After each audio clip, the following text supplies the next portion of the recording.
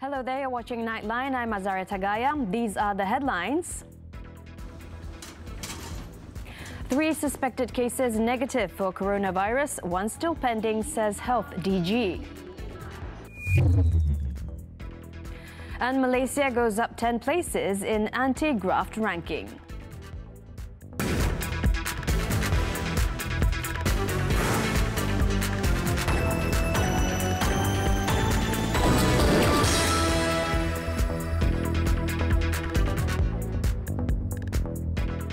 Good morning. 3 patients have tested negative for the Wuhan coronavirus and tests are being done on a 4th patient. Health Director General Datuk Dr. Nur Hisham Abdullah said the National Crisis Preparedness and Response Centre received a report of 4 suspected cases. Datuk Dr. Nur Hisham said the patients were placed in isolation for treatment and further investigation. He added the 4th suspected case at a Sabah hospital on January 22nd was in stable condition. Datuk Dr. Nur Hisham also urged the public to delay their travels to Wuhan, China, unless it was for important matters that could not be avoided.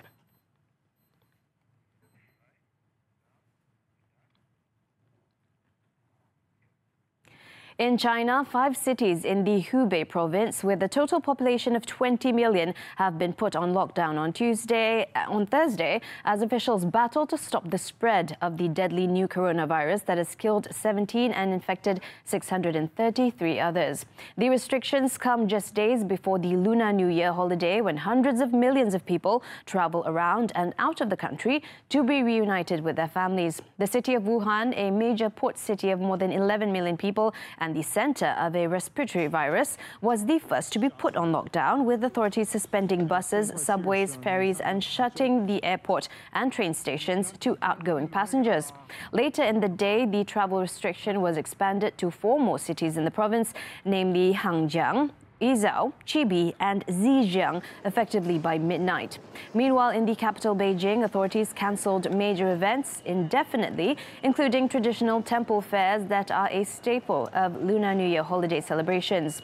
On the other hand, officials at the World Health Organization (WHO) are expected to hold a press conference later on Thursday to announce whether it can be classed as a global emergency.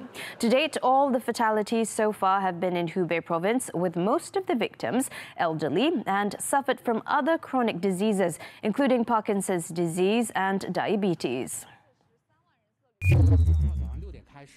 Meanwhile, scientists believe that the deadly virus spreading around the globe from China was passed to humans from snakes, specifically the many-banded Chinese crate or the Chinese cobra sold at the open-air market in Wuhan. Researchers at Peking University believe that the 2019 nCoV, the SARS-like coronavirus that has infected more than 500 people worldwide and killed 17, is made up of a combination of one that affects bats and another totally unknown coronavirus. The study also found that, as a result of genetic recombination, the virus has a change in one of its viral proteins that recognizes and binds to receptors on host cells. This recognition is a key step in allowing the virus to enter cells, and the change in this specific protein may have contributed to the virus's ability to hop species from snakes to humans. Now, Malaysia has gone up 10 places to 51 out of 180 countries in Transparency International TI's Corruption Perception Index CPI 2019 compared with 2018. Malaysia also improved in terms of score, going up 6 points to 53 in the Corruption Index. According to TI's survey released on Thursday, in 2018, Malaysia ranked 61 out of 180 countries, scoring 47 out of 100. The Malaysian score was based on 9 survey sources. In announcing their survey results, TI Malaysia President Dr. Muhammad Mohan congratulated the entire nation, adding that it was not just the government and civil servants who had helped improve the country's ranking. He said Malaysia's CPI rankings had improved from 2012 to 2014, but the One Malaysia Development Berhad 1MDB issue had caused a downward trend.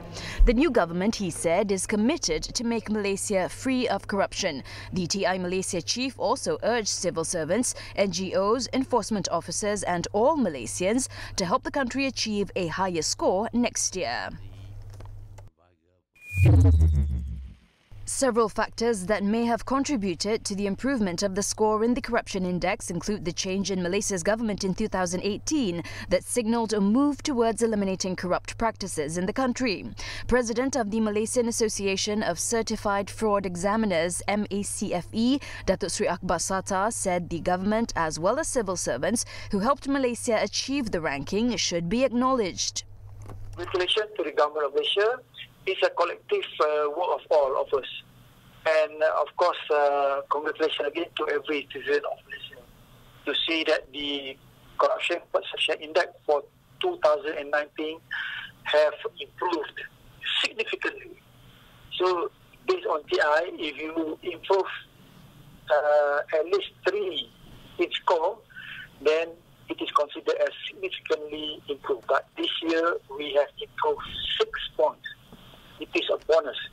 Therefore, I think there are a few reasons why the CPI improved this year. Number one, of course, because of new government.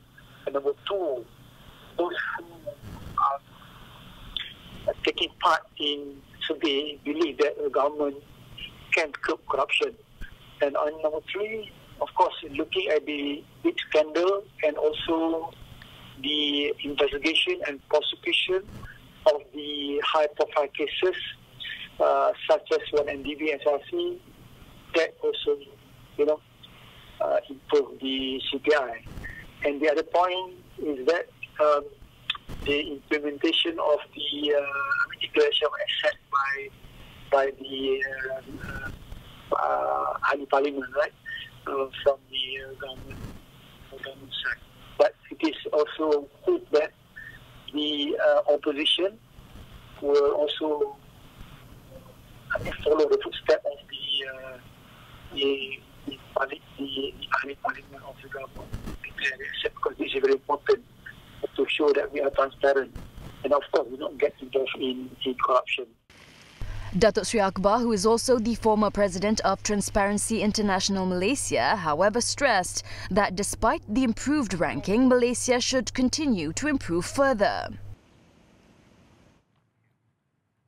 Pulau Penang has been placed on high alert after water levels at 2 major dams in the state recorded their lowest levels, the worst in the state's history. Water levels at the Air Hitam and Teluk Bahang dams continue to take a dip following weeks of a hot, dry spell with little rainfall. According to the Pulau Penang Water Supply Corporation, PBAPP, the effective water capacity at the Air Hitam Dam stands at 59.4%, while that of Teluk Bahang Dam dropped to 37.4%. In comparison, the effective capacity levels at the 2 dams stood at 88% and 81% respectively at about the same time last year. The abnormally low rainfall in the past 4 months due to global climate change has been identified as the primary cause of the situation. The state government and PBAPP have urged water users to be mindful of their water usage. Currently, the state relies mainly on treated water drawn from the Sungai Dua treatment plant in Seberang Perai, which is drawn from the Pulau Penang portion of the Sungai Muda River. Pulau Penang state government would formally request Putrajaya to carry out cloud seeding in the state, possibly once the dam water capacity reached below 30%. In the meantime, water levels at the 3 main reservoirs in Kedah continue to recede. Well, water at 3 dams in Kedah continues to recede, with the level at the Moda Dam stands at 11.76% today. Agriculture Development Authority, MADA, in a statement said that levels at Aning and Pedu dams were recorded at 60.67% and 43.87% respectively. Now, water from this dam still could be channeled for agricultural and domestic use. Now, despite the decline, MADA is still able to release the water daily at 99.18 cubic meters per second to meet the demand for paddy farming and also domestic use. However, this is a reduction from its maximum capacity at 141.69 cubic meters per second. Should water level at the Pedu Dam continue to decline until 27%, water would only be released for domestic use.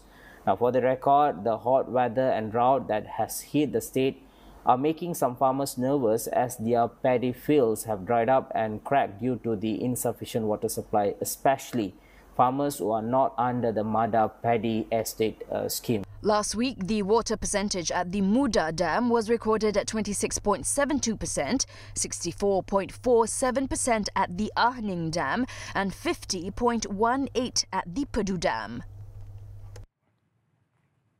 Meanwhile, the Malacca state government has announced a scheduled water rationing exercise beginning on next Wednesday due to the ongoing dry spell. Malacca Chief Minister Adli Zahari said rationing would only start after Chinese New Year celebrations, adding it would go on indefinitely until the situation improves.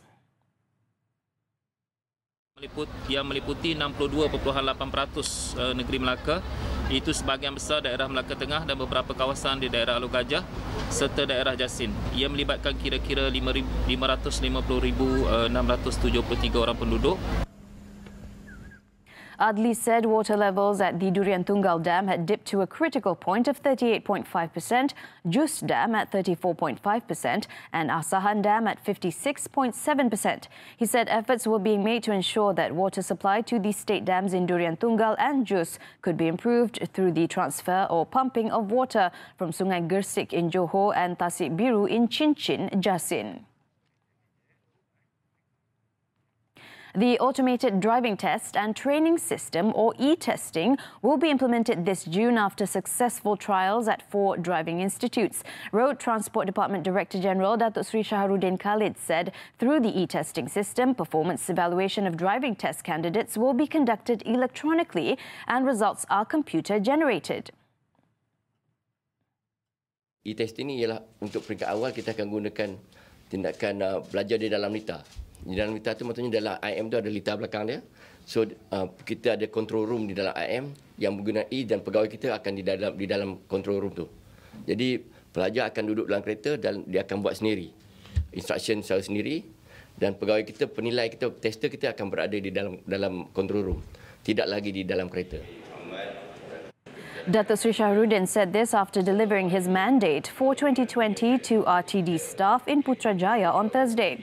He said e-testing implementation is part of the department's digitalisation efforts following the successful online bidding system for vehicle registration numbers e-bidding, which began April last year to enable vehicle owners to bid for registration numbers without the need to go to the RTD office.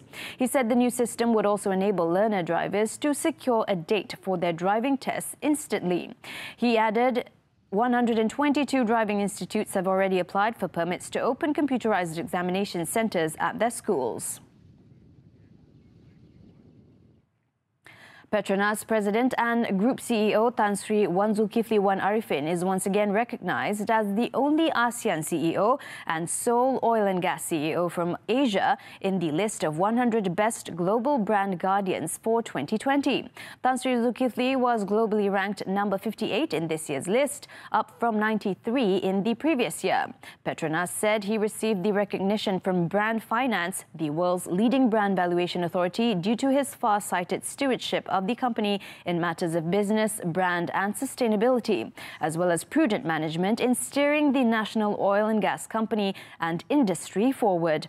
The company said Petronas was also recognized as ASEAN's most valuable brand again, with the highest brand value growth across all regional brands in the Global 500 at $15.2 billion. Petronas said the recognition complements the group's climb to up this year's top 500 most valuable brands list to number 120 from 130 the previous year. Other eminent business leaders in the Brand Guardian's 2020 list include LVMH's Bernard Arnault, Facebook's Mark Zuckerberg and Shell's Ben van Beurden. The country's top sugar refiner, MSM Malaysia Holdings Berhad, will increase purchases of the commodity from India, believed to be part of efforts to placate New Delhi amid an ongoing spat over palm oil imports. Its Group Chief Executive Officer, Datuk Khairul Anwar Aziz, said MSM will buy 130,000 tonnes of raw sugar from India, worth 200 million ringgit, in the first quarter of this year. Last year, the company bought about 88,000 tonnes of raw sugar from India. MSM MSM Malaysia did not cite the palm oil dispute as a reason for the increase in purchases. But according to sources, it was a bid to appease India, which has been urging Malaysia to reduce the trade deficit between the countries. India, the world's largest edible oil buyer, this month effectively halted Malaysian palm oil imports. Malaysia's exports to India were worth over 40 billion ringgit in the fiscal year that ended March 31st, while imports totaled 25.6 billion ringgit.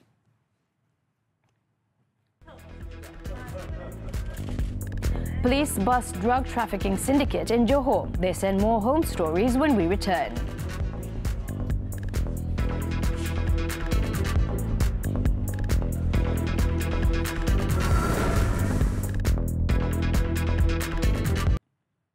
Back on Nightline, the High Court of Sabah and Sarawak has dismissed an application by Petronas for a judicial commissioner to recuse himself from hearing the case over Sarawak's suit for unpaid state sales tax.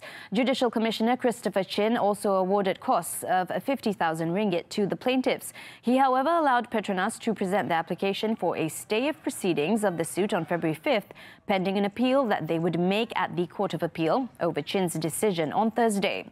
The state government and Sarawak Comptroller of SST filed a writ of summons and statement of claim against Petronas on November 21st to recover the SST owed by the company to the state.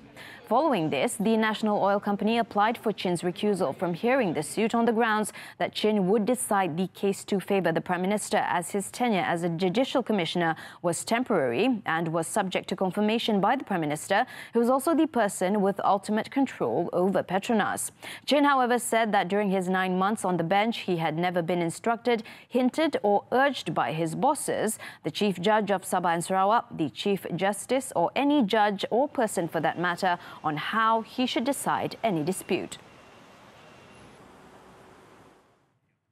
Police have busted a drug trafficking syndicate following the arrests of a number of suspects in a series of raids in Batu Pahat and Kempas since 2 days ago. Johor Police Chief Datuk Kamaruddin Muhammad Din said 7 suspects, including 3 women, 2 of them Vietnamese, were arrested.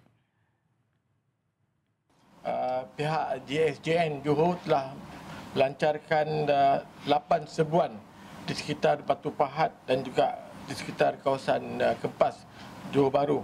Hasil daripada serbuan tersebut, pihak JSJN Johor telah berjaya menangkap 4 lelaki tempatan, 1 wanita tempatan dan 2 wanita warga asing, dan turut merampas berbagai jenis dadah dan juga telah merampas pucuk pistol bersama kelopak dan peluru hidup.